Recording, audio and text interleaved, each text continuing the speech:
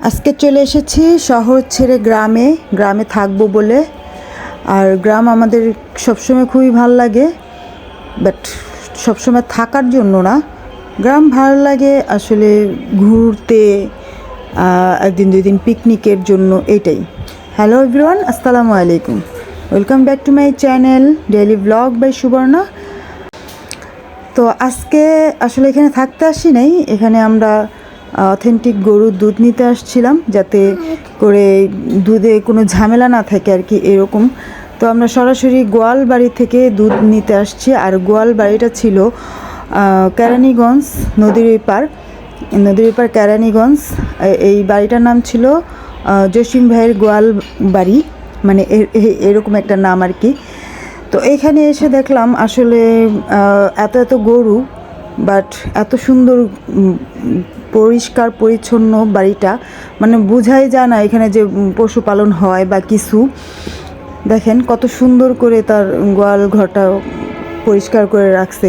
আর এখন কিন্তু সকাল 8টা বাজে, এই 8টার মধ্যে ওনারা সম্পূর্ণ কাজ কমপ্লিট করে ফেলছে। কারণ গ্রামের মানুষ আসলে এরকমই, সকালে উঠে নামাজ পড়ে তারপরে সকালে সব কাজকর্ম কমপ্লিট করে ফেলে।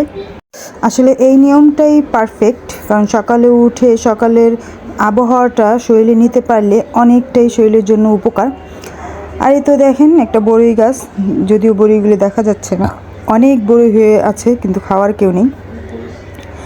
যাই হোক, এখানে ভাইয়া আমাদের জন্য দুধটা মেপে দিচ্ছিল, আর মানে গ্লানে দিচ্ছিল। আর এই গ্লানটা ভরে আমি নিব আজকে, মিনিমাম কয়েকদিনের জন্য নিব, যাতে এত দূর থেকে আসছি বেশি করে নিয়ে যাই আর কি। আর দুধটা অনেক ভালো ছিল। আর আমি ভাইয়াকে জিজ্ঞেস করতেছিলাম, ভাইয়া দুধে পানি ঠানি দিয়েছেন কিনা। পরে বললো, আপু আপনি একটু দুধটা ধরে দেখেন, আমি যদি পানি অ্যাড করতাম তাহলে তো এই দুধটা ঠান্ডা হয়ে যেত। দেখেন এখনই মাত্র গোয়াল ঘর থেকে আনছি, আর আমি ফার্স্ট দুধটাই আপনাকে দিচ্ছি। ভিডিওর মধ্যে গোয়ালবাড়ির নাম্বারটা দেওয়া আছে, যদি কারোর অথেন্টিক গরুর দুধের দরকার হয় তাহলে অবশ্যই এখান থেকে যোগাযোগ করে নিতে পারবেন। তার জন্য আগে থেকে ফোন করে জানিয়ে দিতে হবে যে আপনি দুধ নিতে আসতেছেন, তাহলে ওনারা সেই পরিমাণ করে আপনার জন্য রেখে দিবে। যাই হোক, এই তো আমাদের দুধ নেওয়া শেষ, আমরা এখন চলে যাব। আর এই তো দেখেন গ্রামের আন্টিরা কত সুন্দর করে মাঠে বসে কাজ করতেছে, ওনাদের বাসার সব কাজ শেষ, এখন মাঠের কাজ সেটা করতেছে। যাই হোক, আর এই সাইডে কত ফুল গাছ হয়ে আছে। এই তো একটা বেলি ফুল গাছ, আর এই বেলি ফুল গাছ থেকে বাবু আবার ফুল ছিঁড়ে আমাকে দিচ্ছিল, মা নাও। আর সামনে আর অনেক গাছ ছিল, জবা ফুল গাছ ছিল, গোলাপ ফুল গাছ ছিল, কত ফুল ফুটে আছে, কেউ নেওয়ার মতো নাই আর কি, এরকম।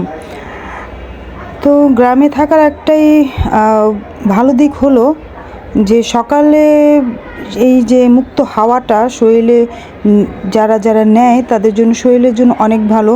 আর গ্রামে থাকার ভালো দিকটা হলো যে গ্রামে আছেন বা একটা সবজি করলে সবজিটা খাওয়া যায়, হাঁস মুরগি গরু ছাগল পালন করলে তাহার সুবিধা নেওয়া যায়, আসলে অনেকটাই সুবিধা ভোগ করা যায় আসলে গ্রামে থাকলে। আর ঢাকা শহরে তো সেই ফ্ল্যাট বাড়িতে বন্দি বাচ্চারা, এখান থেকে আর আমরা কী বা সুবিধা পেতে পারি। যাই হোক, এই তো আমরা যাচ্ছি। আর বাসায় গিয়ে প্রথমেই দুধটা আমি আগে বসিয়েছিলাম চুলায় 1 কেজি পরিমাণ, যে দেখি দুধটার অবস্থা কী। তো আলহামদুলিল্লাহ দুধটা খুবই ভালো ছিল। আমি জাস্ট একটা বলক দিয়েছিলাম দুধে, যে একটা ভিডিও করার জন্য, দেখি আগে দুধের বলক দেওয়ার পরে কী অবস্থা হয়। তো আলহামদুলিল্লাহ দেখেন দুধটা একটা বলক দেওয়ার পরেই কি সুন্দর একটা সর পড়েছে, আর দুধটাও ঘন হয়েছে। যদি এটা আরও কয়েকটা বলক দেওয়া যেত তাহলে আর একটু ভালো হতো আর কি। যাই হোক, আমার ভিডিওটা আজ এ পর্যন্তই। যদি কারো ভালো লেগে থাকে আমার ভিডিওটা, তাহলে অবশ্যই লাইক কমেন্ট শেয়ার করে আমার পাশে থাকবে। সবাই ভালো থাকবে, সুস্থ থাকবে। আল্লাহ হাফেজ।